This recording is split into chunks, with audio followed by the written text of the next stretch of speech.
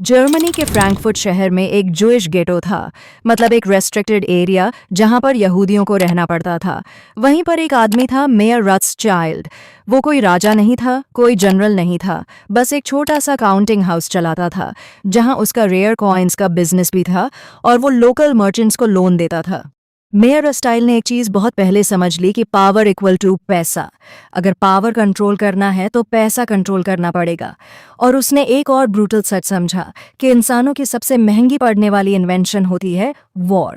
And the two of them together really sum up the spiritual half of the anguish and strife of this unfolding century. I suppose every century has to answer the same question. What shall become of man's freedom and what shall become of man's material? जब Europe के राजाओं को जंग लड़नी होती थी तो वो दूसरे राजाओं के पास नहीं जाते थे, उन्हें बैंकर्स के पास ही आना पड़ता था और यहीं से गेम पूरा बदल जाता है।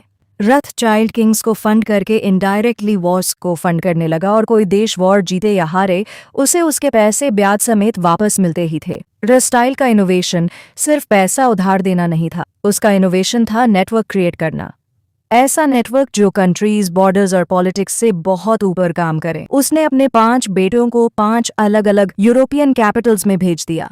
एमशेल को भेजा फ्रैंकफर्ट में, सैलमन को भेजा वियना में, नेथन को भेजा लंदन में, कैलमन को भेजा नेपल्स में और जैकब को भेज दिया पेरिस में।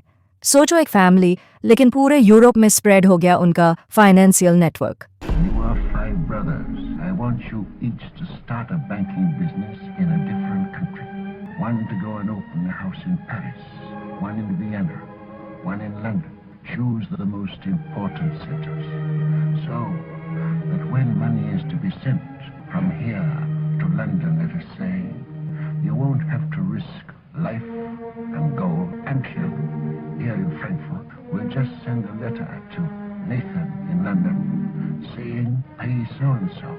And that will be offset by loans from London to Frankfurt. Understand? In your day, there will be many wars in Europe. And nations that have money to transport will come to the Rothschild. No one brother must be allowed to fail while another brother succeeds. One family, the Rothschild. ये एक power grid बन चुका था, बिल्कुल electricity की तरह। Country कोई भी हो, करंट रॉथस्चाइल्ड के नेटवर्क से ही जाता था। ये बात थोड़ी कड़वी है पर सच्ची है कि रॉथस्चाइल्ड फैमिली ने जंग के दोनों साइड्स को फाइनेंस किया। राजा हारे या जीते कंट्री बचे, या टूट जाए लोग मरे या बचे बैंकर हमेशा जीत जाता है, क्योंकि लोन वापस आना ही है। ये पूरी बात कोई कॉन्स्पिरेसी थ्योरी नहीं है, बल्कि एक एक बात हिस्टोरियन नियाल फर्गसन की बुक में डॉक्यूमेंटेड है। एंड इनफैक्ट ब्रिटिश म्यूजियम के पास रॉथस्चाइल्ड के ओरिजिनल लेटर्स और रिकॉर्ड्स भी मौजूद है। इसलिए जब हम आज बात करते हैं कि मनी सिर्फ एक्सचेंज का टूल नहीं है, ये कंट्रोल का सिस्टम है। इसे आप पूरी दुनिया कंट्रोल कर सकते हो। तो इस बात की रूट्स 200 से 300 साल पुरानी है। इस पूरे सिस्टम का सबसे फेमस प्रूफ एक वाइडली फेमस स्टोरी में मिलता है, 1815 की एक जंग, बैटल ऑन ऑफ वाटरलॉ। ये वही जंग है जिसमें नेपोलियन बोनापार्टे को फाइनली हराया गया था।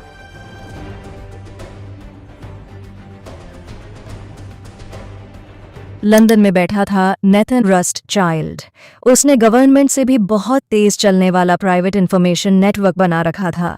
फास्ट शेप्स, करियर प्रेजेंस, अपने खुद के मैसेंजर्स और भी बहुत कुछ। ऐसा माना जाता है कि उसके पास कोई भी न्यूज़ गवर्नमेंट से भी पहले आ जाती थी, क्योंकि बहुत सारा पैसा खर्च के उसने अपने लिए एक इंफॉर्मेशन का नेटवर्क तैयार किया था। 18 जून 1815 नेपोलियन हार गया। There will be an end to the war. British government का ऑफिशियल मैसेंजर लंदन 21 जून को पहुंचा, लेकिन रॉथस्चाइल्ड को 20 जून को ही यह न्यूज़ मिल गई, पूरे 24 घंटे पहले। और ये 24 घंटे आज के हिसाब से अप्रॉक्सीमेटली 1100 करोड़ की पावर थी। वो कैसे? उसने तुरंत ब्रिटिश गवर्नमेंट के सारे बॉन्ड्स खरीद लिए। जब पब्लिक को नेक्स्ट डे पता चला कि ब्रिटेन जीत गया है, तो बॉन्ड्स की प्राइस सीधा स्काई रॉकेट हो गई और रॉथशाइल्ड रातों रात बिलियनियर बन गया। इसको कहते हैं इंफॉर्मेशन एसिमेट्री। जिस किसी को भी सच पहले मिल जाए वो सिस्टम के ऊपर बैठ जाता है। अब एक फेमस कोट सर्कुलेट होता है रॉथशाइल्ड का कि मुझे फर्क नहीं पड़ता इंग्लैंड का किंग कौन है, जो भी मनी सप्लाई कंट्रोल करता है वही एम्पायर कंट्रोल करता है। अब ये एग्जैक्ट लाइन उसने बोली या नहीं, इस पे हिस्टोरियंस में आज भी डिबेट है, लेकिन एक बात 100% प्रूवन है कि रॉथशाइल्ड ने ब्रिटिश गवर्नमेंट को फाइनेंस किया। गवर्नमेंट उनकी डे में थी और डे यानी कि कंट्रोल और कंट्रोल यानी कि पॉलिसीज को चेंज करने की पावर। इसीलिए चाहे वो एग्जैक्ट सेंटेंस किसी ने बोला हो या नहीं बोला हो, पर सिस्टम बिल्कुल वही था। और ये जो मॉडल 1800 में बना था ना, आज भी मॉडर्न फाइनेंशियल सिस्टम्स का बैकबोन है। पहले रॉथशाइल्ड फैमिली ने सिस्टम एस्टैब्लिश किया, आज वही सिस्टम वर्ल्ड बैंक और IMF भी फॉलो करता है। पहले पावर तलवारों में थी, फिर पावर सोने चांदी में शिफ्ट हो गई और आज के ज़माने में पावर है इंफॉर्मेशन के अंदर, नॉलेज के अंदर, डाटा के अंदर। अब सोचो ज़रा, अगर आपके पास बजट अनाउंसमेंट से पहले ही किसी भी पॉलिसी की जानकारी हो तो क्या आप स्टॉक मार्केट से ढेर सारा पैसा बना लोगे? The answer is yes. तो अंदर की बात यह है कि इतने बड़े हिंदुस्तान में इंफॉर्मेशन किसी न किसी के पास तो लीक हो ही रही होगी ना। रॉथशाइल्ड के बाद यही पैसों का गेम अमेरिका में रिपीट होता है। इस बार प्लेयर का नाम था जॉन डी रॉकफेलर, दुनिया का सबसे पहला मिलेनियर। रॉकफेलर ने स्टैंडर्ड ऑयल नाम की कंपनी बनाई। 1880 तक अमेरिका का 90% ऑयल रिफाइनिंग उसी के हाथ में आ चुका था। सोचो, अमेरिका का ऑलमोस्ट पूरा पेट्रोल, डीजल, केरोसिन सब एक आदमी के कंट्रोलिंग स्विच से चलता था। आज के हिसाब से उसकी नेटवर्थ $400 बिलियन से ज्यादा होती। मतलब ईलॉन मस्क, जेफ बेजोस, इन सबको मिला दो फिर भी कम बढ़ेंगे। इतना बड़ा गेम रॉकफेलर ने बनाया कैसे? ऑब्वियसली सिस्टम को कंट्रोल करके। उसका मॉडल था, पहले ऑयल इतना सस्ता बेचो कि कॉम्पिटिट कंगाल हो जाए। ये तभी किया जा सकता है जब पहले से ढेर सारा पैसा और नेटवर्क हो, और फिर जब सब मर जाए, जब आपकी मोनोपोली स्टैब्लिश हो जाए, प्राइसेस स्काई रॉकेट कर दो। उसने रेलवे से सीक्रेट डील्स क्रैक की, जिससे सिर्फ रॉकफेलर की कंपनी को जबरदस्त सस्ता ट्रांसपोर्टेशन मिलने लगा और जिससे वो ऑयल के प्राइसेस भी अपने हिसाब से मैनिपुलेट करता चला गया। उसने पूरी सप्लाई चेन अपने कंट्रोल में ले ली। तेल के कुएं से लेकर पेट्रोल पंप तक सब कुछ एक ही इंसान का। मतलब कोई छोटा आदमी चाह के भी छोटे पैसे के साथ एंटर कर ही नहीं सकता।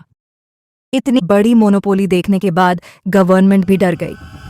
1911 में US के सुप्रीम कोर्ट ने ऑर्डर दिया कि स्टैंडर्ड ऑयल को तोड़ दो, इसको अलग अलग कंपनीज में बांट दो। यह केस आज भी लॉ स्कूल्स में पढ़ाया जाता है।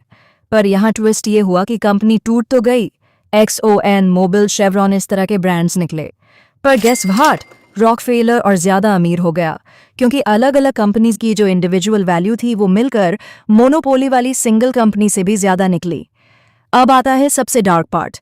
1914 लडलो कोलोराडो रॉकफेलर की कोल माइंस में माइनर्स ने स्ट्राइक की, क्योंकि काम करते करते वहां पे बेसिक ह्यूमन फैसिलिटीज की कमी होने की वजह से लोग मर रहे थे।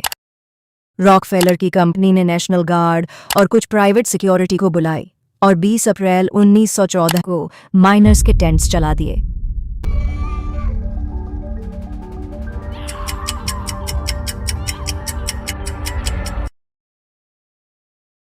पच्चीस से ज्यादा लोग मर गए, 11 बच्चे जिंदा जल गए। न्यूज़पेपर्स के हेडलाइंस थे, 11 चिल्ड्रन डाई इन लडलो फायर। अमेरिका का सबसे अमीर आदमी रातों रात अमेरिका का सबसे नफरत किया गया आदमी बन गया। उसको पब्लिक में निकलना भी बहुत रिस्की हो गया। लोगों में इतनी नफरत बढ़ चुकी थी कि कहीं भी उसको गोलियों से भुना जा सकता था।